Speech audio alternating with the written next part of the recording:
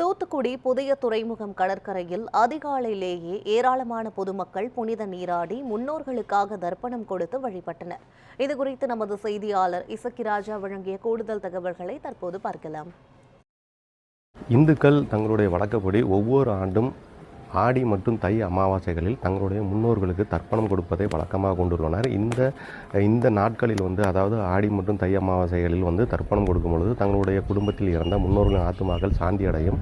அதன் மூலமாக தங்களுடைய குடும்பத்தினருக்கும் தங்களுடைய வம்சமும் விருத்தி அடையும், தங்களுடைய குடும்பத்தில் இருக்கக்கூடிய சாபங்கள் நீங்கும் என்ற நம்பிக்கை இருந்து வருகிறது. அந்த அடிப்படையில் இன்று ஆடி அமாவாசையான இன்று தூத்துக்குடி மாவட்டத்தில் இருக்கிற முருகப்பெருமானின் இரண்டாவது படை வீடான திருச்செந்தூர் கடற்கரையில் அதிகாலை முதல் மக்கள் குவிந்த வண்ணம் இருக்கின்றன. அதே போன்ற தூத்துக்குடியை பொறுத்தமட்டில் பார்த்திங்கன்னா தூத்துக்குடியில் இருக்கக்கூடிய புதிய துறைமுகம் கடற்கரை பகுதிகளில் இன்றைக்கு அதிகாலை முதலே மக்கள் பெரிய அளவில் கூட்டமாக தங்களுடைய முன்னோர்களுக்கு தர்ப்பணம் கொடுக்கக்கூடிய காரியங்களை செஞ்சுக்கிட்டு இருக்கிறாங்க. இந்த தர்ப்பணம் கொடுக்கறதை முன்னிட்டு கடற்கரை பகுதியில் அந்தணர்கள் தர்ப்பணம் கொடுப்பதற்கு அவர்களாகவே அமர்ந்திருப்பாங்க. அவர்களிடம் இந்த தர்ப்பணம் செய்ய வரக்கூடிய பொதுமக்கள் தங்களுடைய முன்னோர்களின் பெயர்களையும் அவர்கள் இறந்த நாட்களையும் குறிப்பிட்டு சொல்லும் பொழுது அவர்கள் அவருடைய பெயருக்கு தர்ப்பணம் செய்து கொடுக்கின்றனர்.